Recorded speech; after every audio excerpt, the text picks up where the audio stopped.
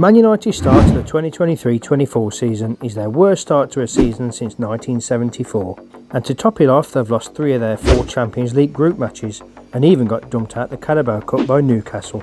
But rewind a few years and they were one of the best sides in Europe and competed for titles every season. So what's happened over in Manchester?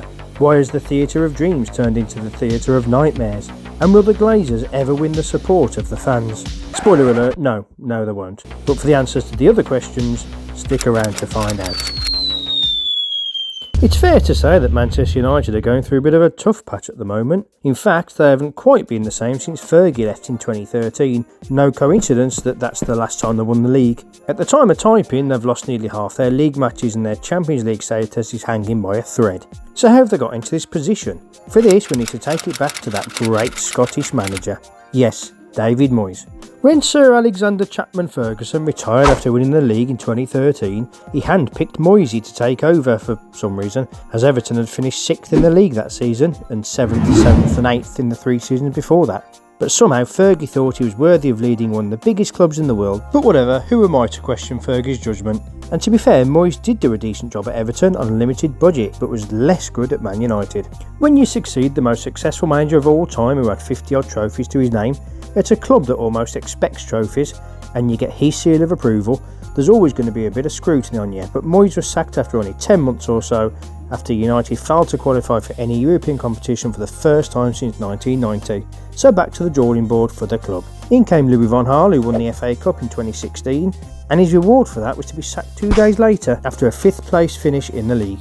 United then turned to Jose Mourinho, who might have been slightly past his sell-by date at this point, not always getting his tactics spot on, but is United's most successful manager since Fergie with 3 trophies. That's 3 trophies, respect man.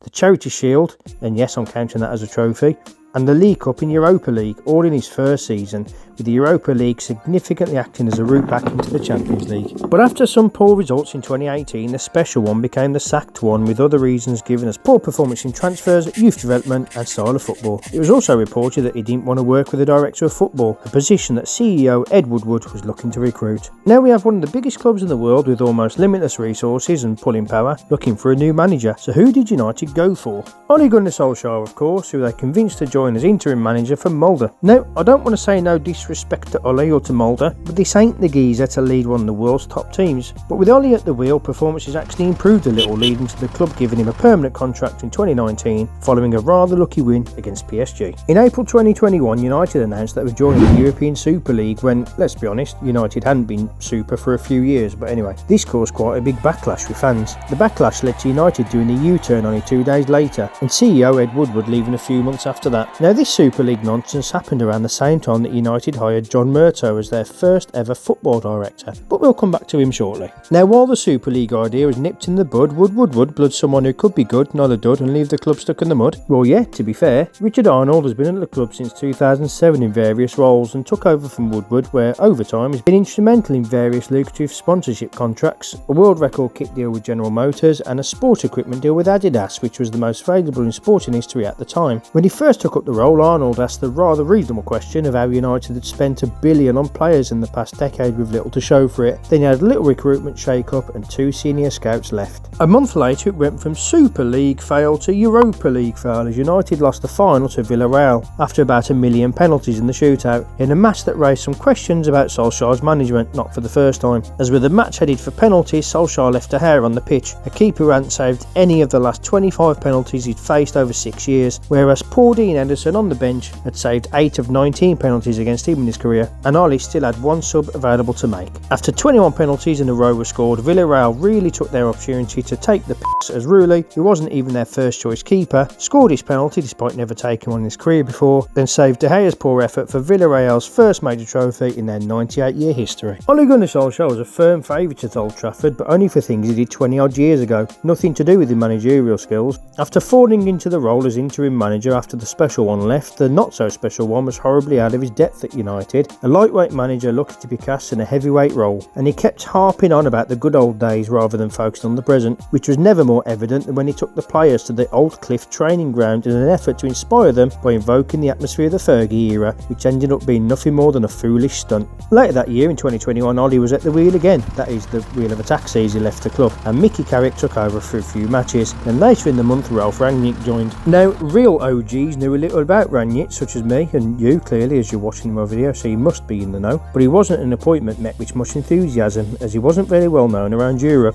Ralphie boy was only hired as an interim with a plan for him to have a consultancy role for 2 years after his managerial role. Results weren't amazing under Rangnick, but in April 2022, United hired Erik ten Hag, who was quite in demand after doing a decent job in Amsterdam, but that caused a bit of a problem over in Manchester. You see, Erik originally said that he wouldn't work with Rangnick. I'm not sure why, I assume Ralph had news of ten Hag on his phone or something. So instead of firing ten Hag as he'd just arrived, the club fired Rangnick instead, so he never took up his consultancy role as planned. And ten Hag led United to their first trophy in 6 years by winning the Carabao Cup in 2023, in the same month that they hired David Harrison as their Director of Football Operations, who joined after spending 27 years at Everton where he held the same role. His appointment raised some eyebrows as Everton weren't exactly known as the epitome of stability, but was apparently well respected by many he'd worked with, so United felt he was the right man for the job. Now back to Murta, as a lot of these top dogs weren't actually top dogs as they all report or reported to Murta. Johnny Boy was already at United as the head of football development, which raises questions as it can be wondered what he's actually developed while he was there, but he was also previously at Everton where he worked with Dave Harrison and struck up a good relationship, and he was also previously the Premier League's head of elite performance. About a year or so later, United hired Andy O'Boyle as their deputy football director, working alongside Murta. About 16 years before that, O'Boyle was an academy coach at United, so he returned to familiar surroundings, and just like Murta, he was also the head of elite performance at the Premier League at one point, which made me wonder that United now had two people who were the league's heads of elite performance, and yet there isn't much elite performance going on at United these days, but anyway.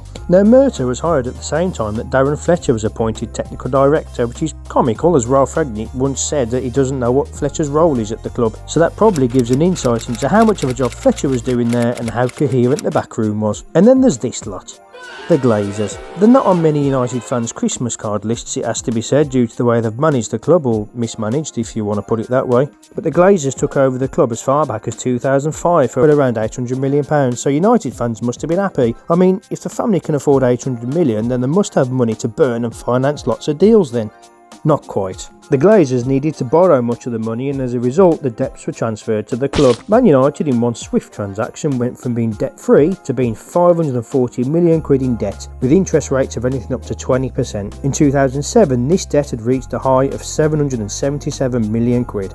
Ouch. In the first few years nobody realised how rubbish the Glazers are, as they were shielded by Fergie's success, but since then they've been fully exposed, and while United look for new investors, it's worth remembering football has always lived beyond its means, hence the creation of FFP. Anyway, Forbes valued United at £3.7 billion, but the Glazers being the Glazers wanted bidding to start at £6 billion. Good luck with that. So why has some of United's recruitment been so bad? United have a large network of scouts in various countries, so recruitment shouldn't be a problem. They're also one of the richest clubs in the world, so the issue isn't money, despite missing out on the Champions League for several years. Simply put, they just lack coherent strategy and leadership. Pretty much every choice of manager since Fergie and Moyes have been flawed. Even the star names such as Van Gaal and Mourinho were yesterday's news compared to Klopp and Guardiola. And talking of yesterday's news, it was a knee-jerk decision to give the permanent job to Solskjaer. They don't seem to have much of a style of identity at the moment. Counter-attack was an identity for a while, but the defence was too fragile and the team too inconsistent. And for great examples of inconsistency, in the 2022-23 season they beat Arsenal, Man City and Barcelona,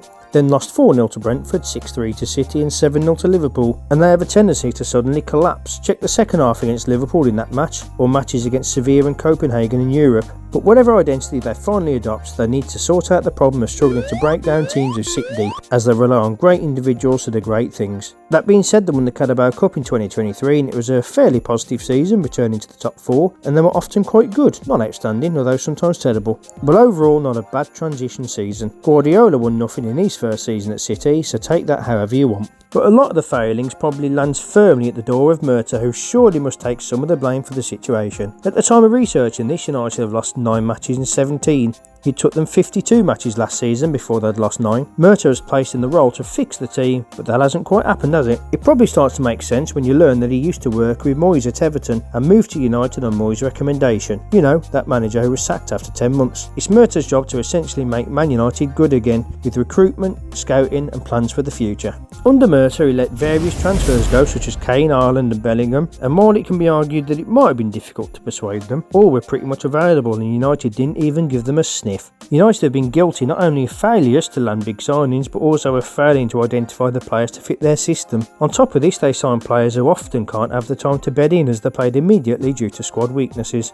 Ten Hag wanted Kane, but others, including Murta, didn't want to take on Daniel Levy and become embroiled in the saga. So here United passed the opportunity to even try to sign Kane, a player who might have been persuaded to stay in the league in pursuit of goal records and who scored 30 league goals in a team that finished 8th, while Murta looked elsewhere to see who was available. So instead of Kane, in came the loan of Weghorst from Burnley, when he wasn't even in the Burnley team, as he was shipped out to Besiktas on loan and scored 2 goals in 31 for Burnley. So surely United got him at a snip. I'm not sure how to say this, but a £2.5 million loan fee was followed by, if some reports are to be believed, wages of around £120,000 a week.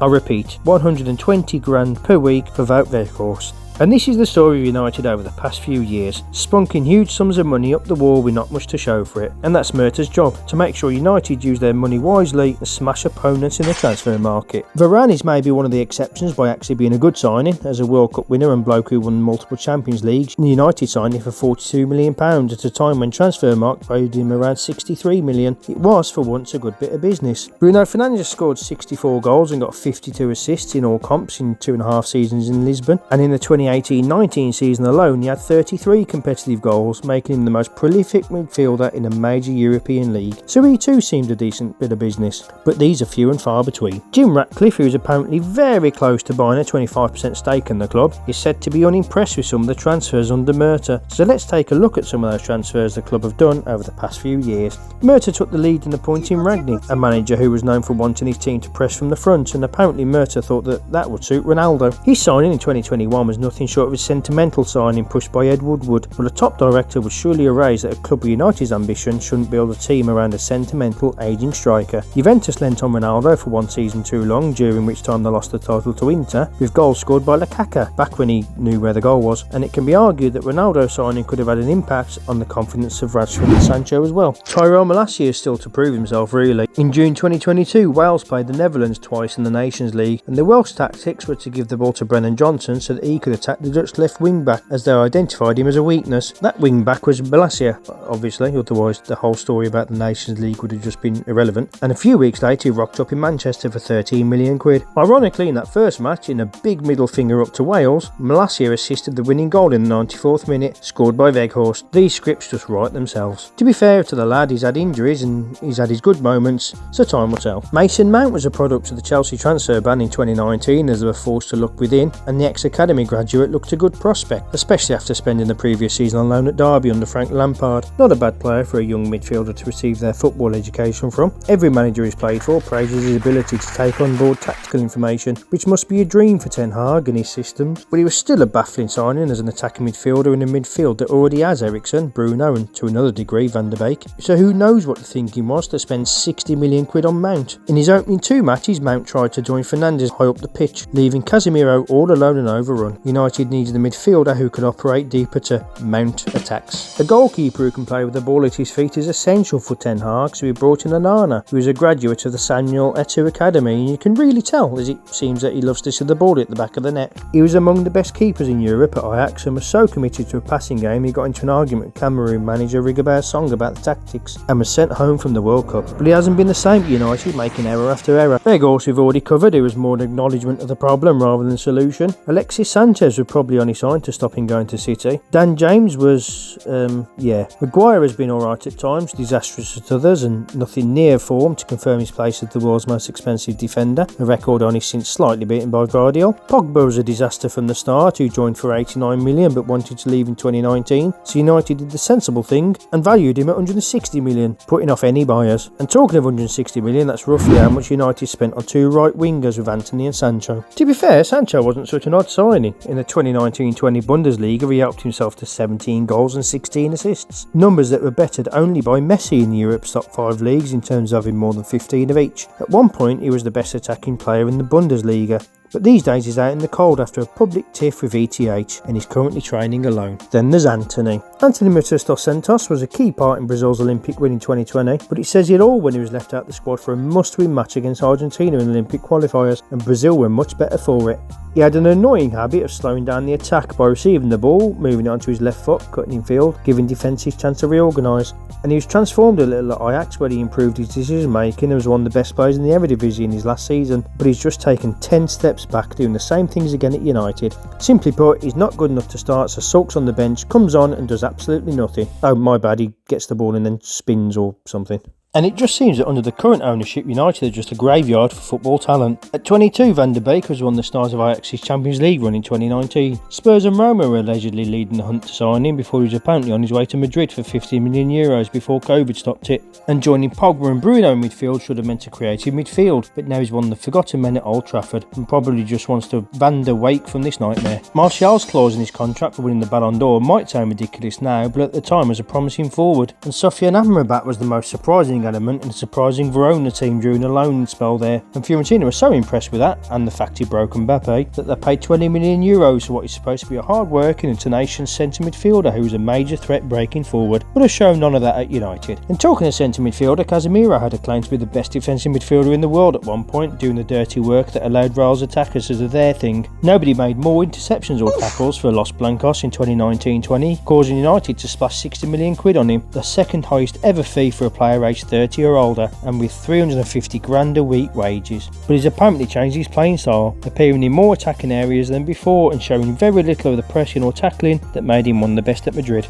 Now, Murta might have had precious little other involvement in transfers and allowed Ten Hag to drive them. Many are his picks, with those above him, including Murta, happy to just approve them because they apparently trust his managerial ability. So I'm sure it's just coincidence that 8 of his signings have been signed from or have links to the Eredivisie. And that brings us on to the striker situation, or lack of striker situation. Defeat to Sevilla in the Europa League, despite dominating the first leg, was more evidence than needed a striker who could take the chances. Gone are the days of Rooney, Van Nistelrooy, Van Persie, York, Cole and Eric Nevland. At one point in recent years they turned to 34-year-old Edison Cavani as their main striker, who used to play matches on the way to visit the grandkids. We've touched upon Weghorst and Martial, and then there's Rasmus Højlund. Firstly, it's clear that United have brought him based on his potential rather than what he can do now, and his 10 goals at Atalanta showed that potential and took him to 27 goals in 4 seasons as a pro. Not exactly Ireland levels, but he was doing okay. Then he scored 5 goals in his first 2 international starts, which isn't bad either, bearing in mind they were against Finland and Kazakhstan. He missed Denmark's World Cup squad and probably would have benefited from another season at Atalanta to measure his true potential, but with a potential fee of £72 million, Højlund was on his way to his favourite boyhood club. And on that note, as I type this, he hasn't scored a league goal for United yet, and this time last year he'd only scored 1 goal for Atalanta, showing that he's raw and inexperienced and being asked to lead the line of one of the biggest clubs in Europe, although his signing does allow Rashford to play in his favourite left-wing position.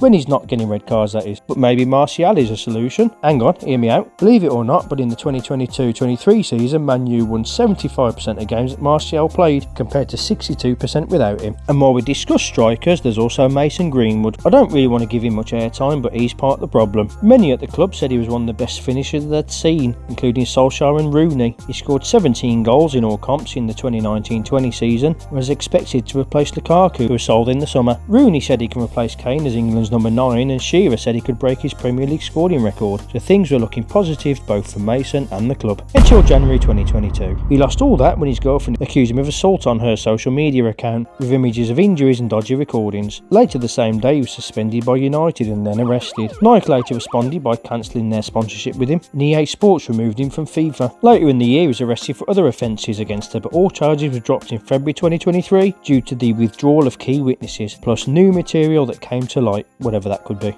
After the charges were dropped, the club did its own investigation. It was suggested that Greenwood would be reintegrated back into the club. That didn't go down well. Following backlash from various angles, including domestic violence charities, the club did a U-turn and decided that he shouldn't return to play for the club. On one hand, we have what appears to be pretty damning evidence against him, but on the other, the club investigation concluded that the material posted online did not provide a full picture and that Mason did not commit the offences. Less than 2 weeks after this statement, he signed for Getafe on loan, but the whole debacle cast an unwanted spotlight on the club. So which other positions are United lacking? Well, all of them, unfortunately. United have got a lack of mobility in central defence with Maguire and Lindelof, and Varane has had his share of injuries. In fact, if you look at the successful United teams of the past, they always had tough and determined centre-backs such as Bruce, Pallister, Stam, Ferdinand and Vidic. Look through the squad now and there's no real comparison, except perhaps Varane. Martinez might be the butcher of Amsterdam, but he's a different mould to the others, with some pointing out his height, which isn't tall for a centre-back, or indeed for anything really. But let's not forget Fabio Cannavaro is one of the greatest centre-backs of all time, the only defender to win the Ballon d'Or,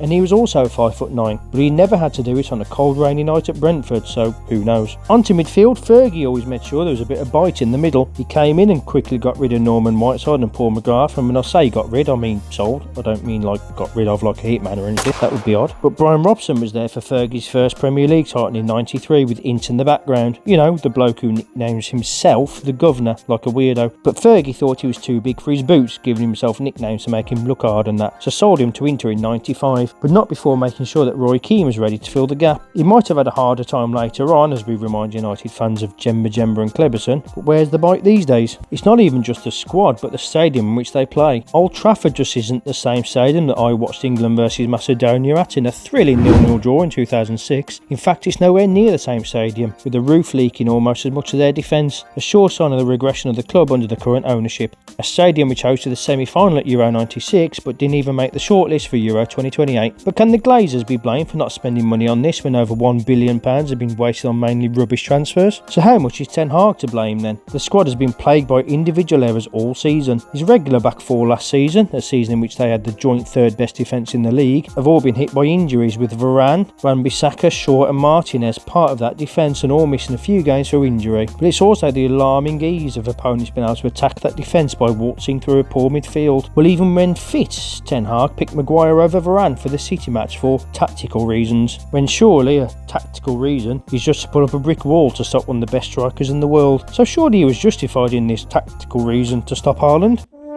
Ten Hag worked wonders at Ajax when they were good, and not doing this. I'm not going to cover it all in detail as I covered it in my video on Ajax, which I'll link up here in a shameless plug for one of my other videos, but he hasn't quite had the same impact at Old Trafford. Or has he? His overall record of 2 points per game is higher than Rangnick, OGS, Mourinho, Moyes and LVG, and in his first season had a record of 2.16 points per game. This season so far it's 1.64, or at least was before the Luton match, his worst record over the last 10 seasons. He dealt well with Ronaldo in his strop, but this season they're a team which are just unrecognisable from the glory years. There's no recognisable style of play in attack, and the players just seem to lack confidence. Their leader is Bruno Fernandes, who many, including Roy Keane, have argued is not a leader. But do me a favour, who else is there? Rashford has gone from scoring at will to pretty much scoring nil. Then there's questions over the squad as a whole. Often players improve under new managers, but you have to ask which players have improved under Ten Hag, and what's their first choice team? In the first 10 league matches this season, United made a half-time sub in 4 of them. Even victories this season have papered over the cracks. They were lucky to beat a Forest team who were 2-0 up, then lost with 10 men. The Wolves victory was dependent on the dodgy VAR call. Bottom club Sheffield United, but only beaten by a decent strike by Dallo of all people. Brentford were ahead after 90 minutes until the Scott McTominay show took over, and it needed another injury time winner by Fernandes in the match against Fulham to claim a win, so their only claim for convincing wins this season is a 1-0 at home to Luton and a 1-0 win over Burnley. And even then, Burnley, who are joint bottom of the table by the way, dominated United in pretty much every stat. And many fans have complained that United aren't playing the United way, so what exactly is the United way? Under Fergie it was attacking play with pacey wingers and clinical strikers who forced defenders to make errors, coupled with a never say die attitude, and some would say hassling the refs attitude, but whatever it was, it worked. Solskjaer added Darren Fletcher to his coaching staff as he has, quote, the United DNA running through his veins. But there is no DNA. Guardiola's brought his style to the noisy neighbours. Klopp brought his style of gegenpressing to Liverpool, even going back to Wenger, who changed Arsenal as a club with his methods on the training ground and combinations on the pitch. Good managers impose their smart ideas, and this is what Ten Hag is trying to do. He's gone against the United way simply because there is no United way. It's just the way that United fans were used to under 26 seasons of Fergie. And in a glimpse of how long things have been bad at the club, in 2019, ahead of a match against Liverpool, Graham Souness said that Liverpool were nailed on to win against a Man United side in turmoil and lacking leaders, short on flair, form and fitness. It's hard to see it changing. Of course, football being football, United got a 1-1 draw, and Souness being Souness probably blamed Pogba, but put aside that Origi has probably fouled in the build-up to United's goal, was Souness wrong? A lot of what he said then are just as relevant now, 4 years later. It's a severe case of Glazeritis. And talking of Liverpool, Jamie Carragher sums it up when he said, United play underdog football. It's really shocking when you see them try to play out from the back. They play counter-attack and long balls. No other top team plays that way. Ouch. If Radcliffe does arrive, changes will be expected. Richard Arnold is expected to leave and so could Murta. And I know I blazed him earlier in the video, but how much is really down to him? The Glazers are famous for micromanagement, and Joel Glazer is involved in daily operations, including recruitment, if some reports are believed. The backroom staff has been dysfunctional for a while and they know about one thing only, making money, and not much else. Not an ideal formula for a football club. So coming back to that 1974 season, the last time they had a start to a season as bad. As I finished this script, United have scraped a 1-0 win against Luton, but in that 74 season they were relegated. I don't think it will come to that this season, but it's often overlooked that even the great Fergie had a tough time to begin with and was allegedly on the verge of being sacked in 1989 when a 1-0 win over Notts Forest in the FA Cup is said to have saved his ass. United even went on to win that season's FA Cup and so kick-started the greatest period in the club's history. But maybe Man United's star has been fading for many years now. Rewind to February 2006 and United won the League Cup, and you might wonder how winning the Cup means that the team's declining. Well, the League Cup was a competition that Alex Ferguson used to regularly dismiss. He always rested his first team players for League Cup matches as, in his view, the winners only got a UEFA Cup spot and he felt more inclined to chase better trophies. This upset the Football League and TV companies because money, but it was devaluing the competition that outraged many, including the local MP in September 94 when United played Port Vale and played a team of teenagers when many wanted to watch United's top players. But these were no ordinary teenagers. United won that match 2-1 with both goals coming from Paul Scholes in his first team debut. Coming back to 2006, Fergie put out a strong squad in most matches, including unleashing Ronaldo in earlier rounds, which seems a little unfair if you ask me, and they comfortably won the final. Although they've won a few trophies since then, some would point out that this was, just maybe, the first time that Fergie accepted the change in power at the club by taking this cup seriously.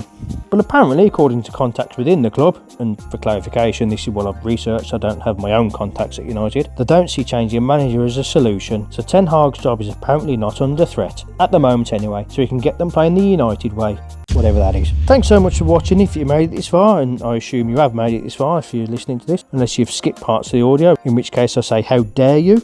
Go back and watch it all. If you enjoyed it, please consider giving me a like, or pretend that subscribe button's one of the Glazers and give it a good old smack. And if you didn't like it, then let me know in the comments and I'll make sure to not give a toss and keep doing my own thing. But above all, thanks for watching and your support, and have a majestic day.